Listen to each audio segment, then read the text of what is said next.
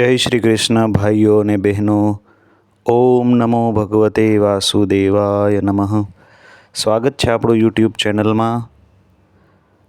આજે આપણે વાત કરવાની છે પરિવર્તની એકાદશીની। જો તમે લોકો આ ચેનલમાં નવા હો તો આ ચેનલને લાઈક શેર અને સબસ્ક્રાઈબ કરવા વિનંતી છે। તો આજે આપણે જાણીએ પરિવર્તની એકાદશીની મહિમા।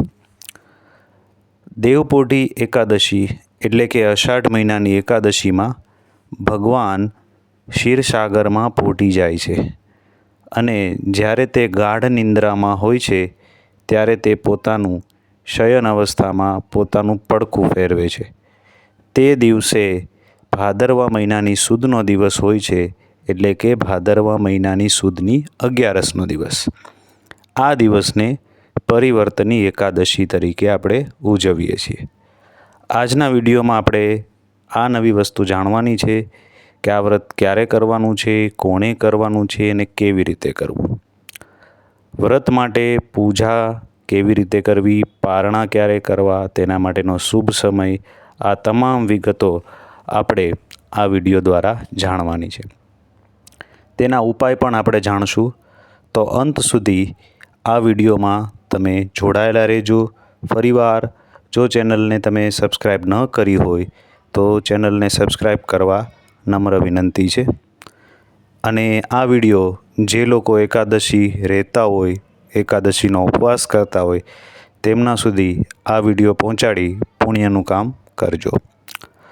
ભગવાન શ્રી કૃષ્ણ કહે છે કે આ એકાદશી પુણ્યકારક, પાપ હરનારી એકાદશી છે અને મોક્ષ આપનારી છે। મોક્ષ એટલે જે લોકોને ભગવાનનું ધામ મળી જાય તેને મોક્ષ કહીએ છીએ। આ એકાદશીના દિવસે કમળ અર્પણ કરવાનું પણ શુભ ફળ આપણને પ્રાપ્ત થાય છે। કમળ અર્પણ કરવાનું પણ એક વિશેષ મહત્ત્વ છે। આ એકાદશીના દિવસે બ્રહ્મા, વિષ્ણુ અને મહેશની પણ પૂજા કરવામાં આવે છે। જેટલું અષાઢ મહિનાની દેવપોઢી એકાદશીનું મહત્ત્વ છે તેટલું જ મહત્ત્વ આ પરિવર્તની એકાદશીનું પણ છે। તેને જલ ઝીલણી એકાદશી અને દાન એકાદશી પણ કહેવામાં આવે છે। આ દિવસે દાનનું પણ વિશેષ મહત્ત્વ છે। તેના શુભ મુહૂર્ત વિશે જો આપણે જાણીએ તો આ એકાદશીની શરૂઆત તારીખ 13 સપ્ટેમ્બર 2024ના દિવસે રાત્રે 10:30 થાય છે અને એકાદશીની પૂર્ણાહુતિ વિશે જો આપણે જાણીએ તો એ છે 14 સપ્ટેમ્બર 2024ના દિવસે શનિવારે રાત્રે 8:41। તો સમય બરાબર નોંધી લેજો।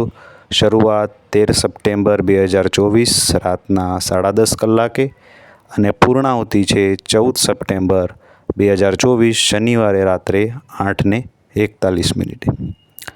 ઉદયા તિથિ પ્રમાણે 14 સપ્ટેમ્બરના રોજ આ વ્રત કરવાનું રહે છે અને વૈષ્ણવ સંપ્રદાયના લોકોએ પણ આ 14 સપ્ટેમ્બરે એકાદશીની તિથિ ઉજવશે, એનું પૂજન કરશે। પૂજનના સમયની જો વાત કરીએ તો પૂજનનો સમય આ દિવસે સવારે 7:30થી સવારે 9:15 સુધીનો છે, એટલે કે 7:30થી 9:15 સુધીનો। જે લોકોને ઘરના કામકાજ હોય, નોકરી ધંધાનો સમય હોય એ લોકો આ સમય પહેલાં વહેલી સવારે પણ પૂજા કરી શકે અને પોતાની અનુકૂળતા મુજબ એ આ દિવસે સાંજ પહેલાં પૂજા કરી શકે છે। 15 સપ્ટેમ્બર 2024ના દિવસે એટલે કે બીજે દિવસે આ વ્રતના પારણા કરવાના હોય છે અને ઉપવાસ છોડવાનો હોય છે। જેનો સમયની પણ જો આપણે વાત કરીએ તો પારણા કરવા માટે, ઉપવાસ છોડવા માટેનો સમય છે સવારે 6:06થી સવારે 8:34 સુધીનો। આ સમય દરમિયાન આ વ્રત છોડવું। જે લોકો આ વિડીયો જોવે છે એ કોમેન્ટમાં જય શ્રી કૃષ્ણ લખી દેજો। હવે દાનનો મહિમા આપણે જાણીએ તો આ દિવસે દાન એકાદશી પણ હોય છે, એટલે આ દિવસને દાન એકાદશી તરીકે પણ આપણે ઉજવીએ છીએ. તો દાનનું પણ વિશેષ મહત્ત્વ છે. તો દાન માટે જે લોકો પોતપોતાની ઈચ્છા મુજબ દાન કરી શકે છે. આ દિવસે દાનનું મહત્ત્વ આપણે જાણીએ તો અન્નદાન આપણે કરી શકીએ, ફળ ફ્રૂટનું દાન કરી શકીએ, જરૂરિયાત મુજબ ગરીબ લોકોને પૈસાનું દાન પણ આપણે કરી શકીએ છીએ. વિશેષ દાનની જો આપણે વાત કરીએ તો આ દિવસે દૂધ અને દહીંના દાનનું પણ વિશેષ મહત્ત્વ રહેલું છે, જે આ દિવસનું સૌથી મોટું દાન ગણવામાં આવે છે. જે લોકોના કુંડળીમાં પિતૃદોષ હોય, ચંદ્રદોષ હોય, એ લોકો આ દિવસે જળદાન કરે છે. જળદાન અથવા પાણીદાન એ આ દિવસે ઉત્તમ ગણી શકાય. એવા વિસ્તારોમાં આપણે જળદાન કરી શકીએ કે જ્યાં પાણીની અછત હોય, પાણીની તંગી હોય. આમ પણ જળદાન એ સૌથી ઉત્તમ દાન ગણાય છે આપણા શાસ્ત્રો પ્રમાણે. આ દિવસે પીળા રંગના વસ્ત્રોનું પણ ઉત્તમ દાન ગણાય છે, કારણ કે પીળો રંગ ભગવાન વિષ્ણુને પ્રિય છે. કારણ કે આ દિવસના મુખ્ય દેવતા ભગવાન વિષ્ણુ છે. એકાદશીના મુખ્ય દેવતા ભગવાન વિષ્ણુ હોવાથી તેમના આશીર્વાદ મેળવવા માટે પીળા રંગના વસ્ત્રોનું પણ દાન કરી શકાય છે.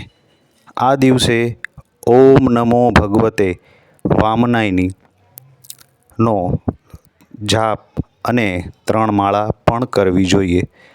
તો આ દિવસે વિશેષ પ્રકારનું શુભ ફળ આપણને પ્રાપ્ત થાય છે. ભગવાન વિષ્ણુના આશીર્વાદ મેળવવા માટે વિષ્ણુ ગાયત્રી મંત્રનો પણ 11 વખત જાપ કરવો જોઈએ.